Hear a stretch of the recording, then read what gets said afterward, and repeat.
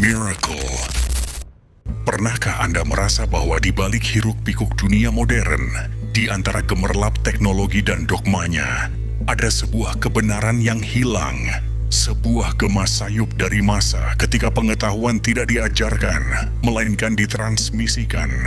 Ketika kebijaksanaan tidak tertulis dalam buku, melainkan terukir langsung ke dalam jiwa mereka yang siap menerimanya. Dalam perjalanan kita kali ini, kita tidak akan sekadar menelusuri sejarah. Kita akan membongkar tabir yang menyelimuti institusi paling rahasia dan paling berpengaruh di muka bumi sekolah misteri kuno. Kita akan menyingkap ajaran terlarang mereka tentang hakikat jiwa, arsitektur realitas, dan percikan ilahi yang bersemayam dalam diri setiap insan. Kita akan memahami mengapa pengetahuan dahsyat ini disembunyikan selama ribuan tahun dan bagaimana jejaknya masih bisa kita temukan hingga hari ini, tersembunyi di depan mata. Salam damai seluruh semesta. Selamat datang kembali di Sense of Miracle, tempat di mana kita menjelajahi keajaiban tersembunyi dari alam semesta dan kesadaran. Bagi Anda yang baru pertama kali singgah di oase pengetahuan ini, saya mengajak Anda untuk menekan tombol subscribe dan aktifkan lonceng notifikasi, agar kita bisa terus bersama-sama dalam perjalanan membangkitkan kembali ingatan jiwa kita. Para leluhur menyebutnya magnum opus atau karya agung, sebuah ilmu suci yang menyingkap tatanan tersembunyi di balik keberadaan itu sendiri. Namun pengetahuan ini tidak pernah dimaksudkan untuk semua orang.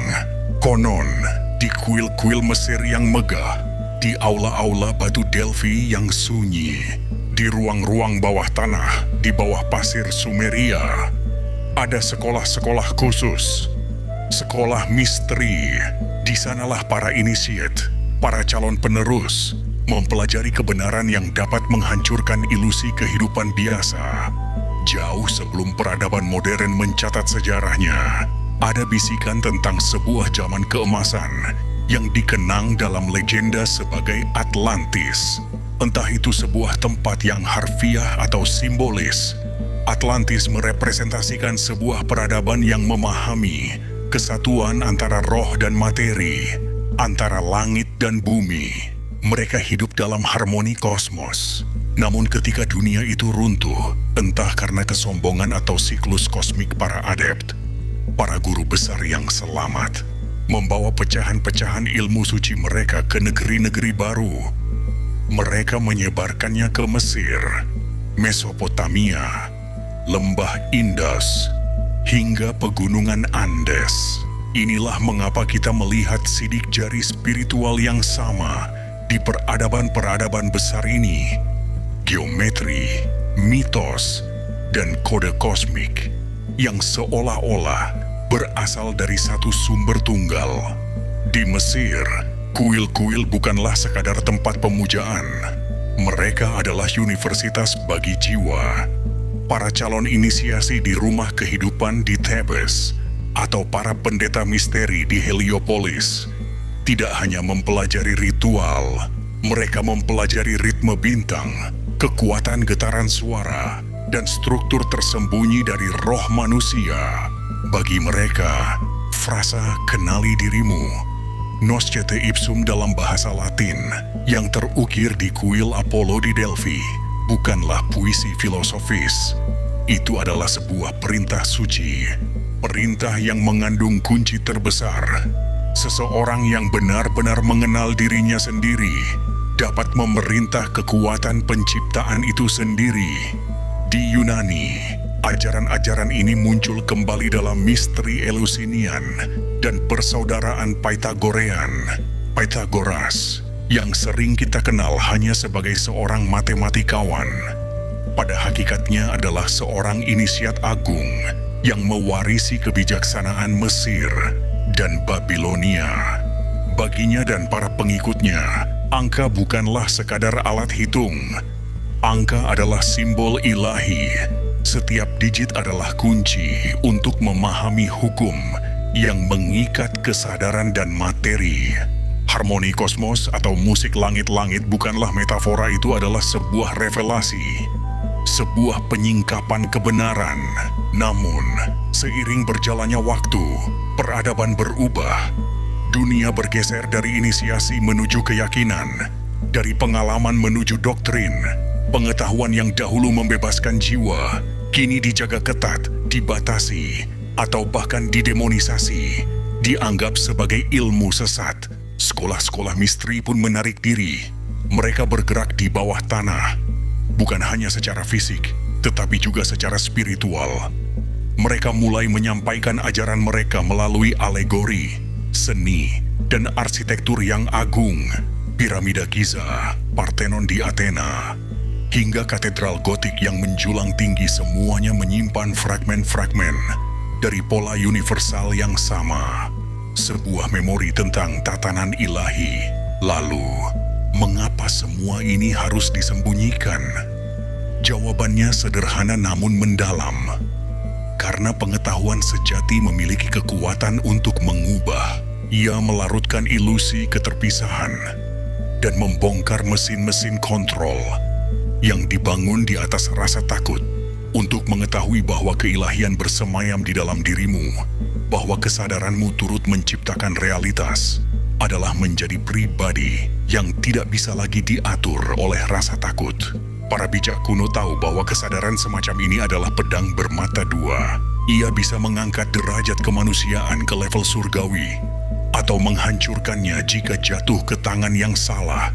Kekuatan tanpa kebijaksanaan akan merusak, dan pengetahuan tanpa kerendahan hati akan menghancurkan. Oleh karena itu, sekolah misteri menjadi penjaga gerbang. Bukan untuk menimbun rahasia, tetapi untuk memastikan kebijaksanaan ini hanya diterima oleh mereka yang telah layak melalui proses alkimia batin. Simbol-simbol mereka ular yang melingkar, bunga teratai yang mekar, mata tunggal, labirin bukanlah hiasan. Itu adalah peta, dan setiap peta itu menunjuk ke satu tujuan yang sama, pencerahan atau kebangkitan. Jadi, apa inti dari ajaran yang begitu dijaga ketat ini? Semua sekolah misteri kuno, dari timur hingga barat, berbicara tentang satu kebenaran tersembunyi yang sama, meskipun diungkapkan melalui bahasa dan simbol yang berbeda. Kebenaran itu adalah realitas, tidak seperti yang terlihat. Dunia yang kita rasakan dengan panca indera hanyalah pakaian luar dari kecerdasan yang lebih dalam dan hidup. Sebuah medan kesadaran tak terbatas yang terus-menerus membentuk dirinya menjadi berbagai wujud. Bagi orang awam, hidup tampak acak, terpecah belah, dan dikuasai oleh kebetulan dan takdir. Namun, bagi seorang inisiat, hidup adalah sebuah simfoni yang teratur. Sebuah tarian agung antara roh dan materi, antara pikiran dan manifestasi. Di jantung ajaran mereka terdapat aksioma hermetik yang terkenal. As above, so below. As within, so without. Seperti di atas, begitu pula di bawah. Seperti di dalam, begitu pula di luar. Ini bukanlah metafora puitis. Ini adalah landasan pemahaman mereka tentang eksistensi. Kosmos adalah cermin dari jiwa manusia, dan jiwa manusia adalah cermin dari kosmos. Mengenal yang satu berarti memahami yang lain. Para inisiat dilatih untuk melihat arsitektur tak kasat mata dari realitas. Kekuatan-kekuatan gaib yang mengatur penciptaan ini, mereka simbolkan sebagai elemen, planet, dewa, atau angka. Tetapi semua itu menunjuk pada prinsip yang sama, kesadaran mengatur materi.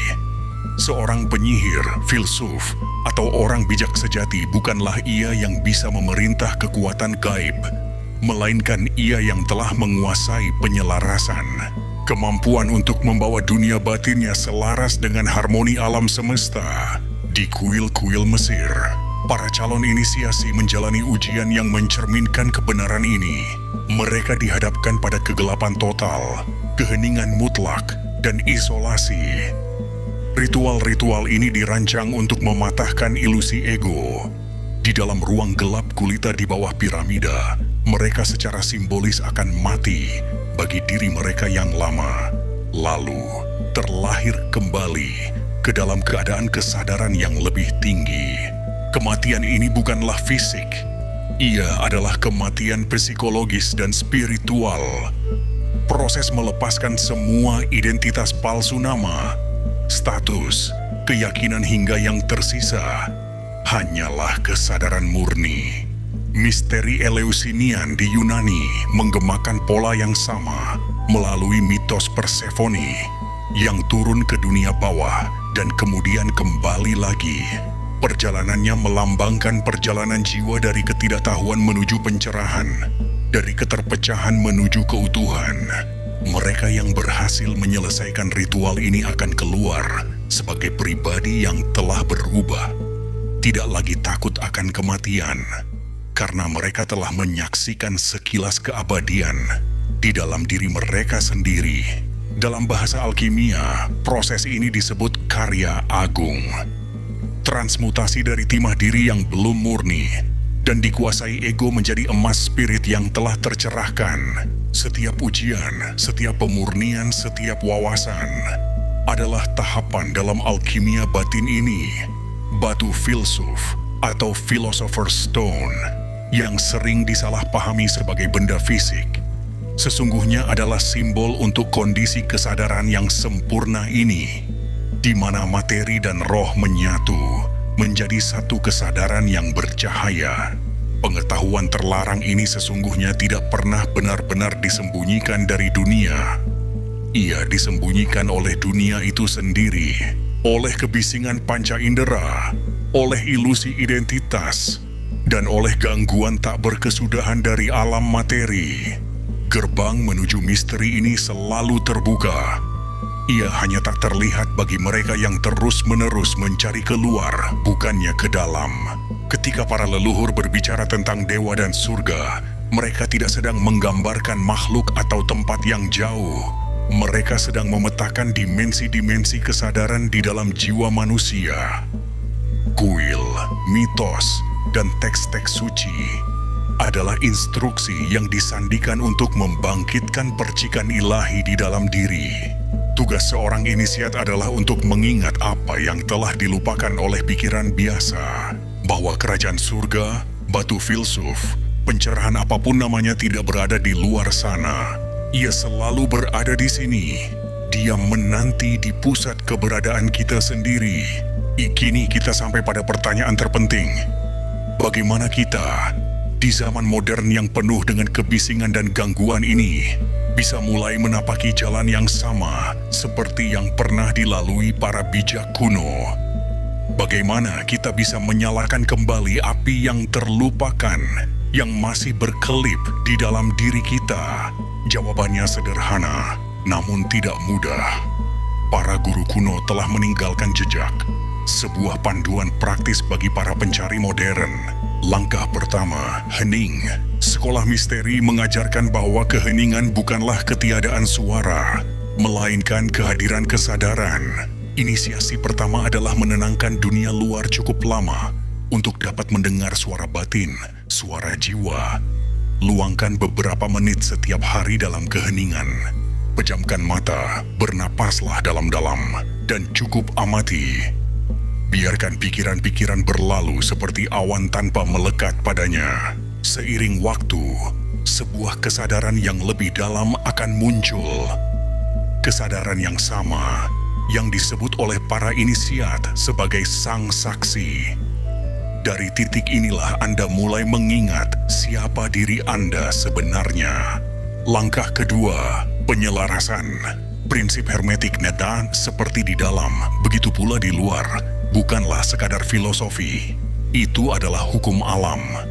Dunia luar Anda adalah cerminan dari frekuensi batin Anda.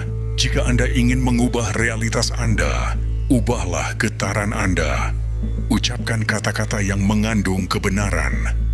Bertindaklah dengan integritas. Kelilingi diri Anda dengan simbol, suara, dan orang-orang yang mengangkat jiwa Anda. Setiap tindakan penyelarasan akan menyetel kesadaran Anda lebih dekat dengan harmoni ilahi. Langkah ketiga, transmutasi. Setiap tantangan, emosi, atau sisi gelap yang Anda hadapi adalah energi mentah yang menunggu untuk diubah. Para alkemis mengajarkan bahwa timah hanya bisa menjadi emas melalui api. Demikian pula, jiwa dimurnikan melalui api kesadaran. Ketika rasa takut muncul, jangan lari darinya. Amati, pahami, dan sinari ia dengan cahaya kesadaran Anda. Pada saat itu, ketakutan berubah menjadi kebijaksanaan. Rasa sakit berubah menjadi kekuatan, dan kegelapan berubah menjadi cahaya. Langkah keempat, menghormati ritme sakral. Orang-orang kuno hidup selaras dengan siklus kosmik fase bulan, equinox, denyut bintang. Jika kehidupan modern telah memutuskan hubungan ini, membuat kita terombang-ambing. Sambungkan kembali diri Anda dengan mengamati alam. Bangunlah bersama matahari, berjalanlah di bawah cahaya bulan. Ingatlah bahwa Anda tidak terpisah dari kosmos. Anda adalah salah satu ekspresinya yang paling indah. Langkah kelima dan terakhir, anamnesis atau mengingat kembali. Sekolah misteri menyebut ini anamnesis, tindakan mengingat asal-usul ilahi dari jiwa. Anda bisa melatih ini setiap hari. Sebelum tidur, letakkan tangan di atas jantung Anda dan tegaskan dalam hati, aku bukan sekadar tubuh atau pikiran. Aku adalah kesadaran itu sendiri, tanpa batas, abadi, dan ilahi. Biarkan kebenaran ini meresap di bawah permukaan pikiran, hingga menjadi kesadaran hidup Anda. Para bijak kuno memperingatkan bahwa kebangkitan bukanlah pelarian dari kehidupan. Justru sebaliknya, ia adalah keterlibatan yang lebih dalam dengannya. Mengenal yang ilahi di dalam adalah melihat yang ilahi di dalam segala hal. Di mata orang asing, di desir daun, bahkan di setiap tarikan napas yang menopang hidup Anda. Itulah inisiasi yang sejati. Penyatuan antara yang sakral dan yang biasa, hingga setiap tindakan menjadi ritual, dan setiap momen menjadi sebuah kuil. Ketika Anda mulai hidup dengan cara ini, Anda tidak lagi mencari sekolah misteri. Anda menjadi salah satunya. Bagi mereka yang belum siap, ia bisa menghancurkan pikiran. Namun bagi mereka yang hatinya murni, ia bisa membuka gerbang keabadian. Hari ini, saat dunia berpacu dalam kekacauan dan kebingungan, kebijaksanaan kuno ini memanggil kita kembali. Bukan dari kuil berdebu atau gulungan kuno, tetapi dari ruang sunyi di dalam jiwa kita masing-masing. Pengetahuan terlarang yang sesungguhnya bukanlah tentang memanggil arwah atau membuka kekuatan gaib. Ia adalah kebenaran sederhana yang mampu mengguncang dunia, bahwa Anda adalah alam semesta yang sedang bermimpi menjadi manusia. Membangkitkan kesadaran ini adalah merebut kembali hak ilahi yang dijaga oleh para leluhur dengan nyawa mereka. Sekolah misteri kuno mungkin telah tiada, tetapi apinya masih menyala dalam lingkaran meditasi, dalam teks-teks suci, dan di dalam hati para pencari yang menolak untuk puas dengan realitas permukaan. Jadi, pertanyaannya sekarang bukanlah apakah pengetahuan ini akan terungkap. Ia selalu menampakkan dirinya kepada mereka yang mencari dengan tulus. Pertanyaannya adalah, apa yang akan Anda lakukan dengannya? Akankah Anda membiarkannya tetap menjadi sebuah cerita, sebuah keingintahuan dari masa lalu? Atau akankah Anda mengambil langkah pertama menuju inisiasi Anda sendiri? Belajar bukan hanya tentang kebenaran, tetapi untuk menghidupi kebenaran itu. Misteri ini tidak pernah dimaksudkan untuk disimpan. Ia dimaksudkan untuk diingat kembali. Dan dengan mengingatnya, Anda menjadi jembatan antara yang terlihat dan yang tak terlihat, antara masa lalu dan masa depan yang masih bisa kita ciptakan. Ya, terima kasih telah menemani perjalanan ini. Tetaplah bertanya, tetaplah mencari, karena keajaiban selalu menanti untuk ditemukan. Salam damai seluruh semesta. Rahayu.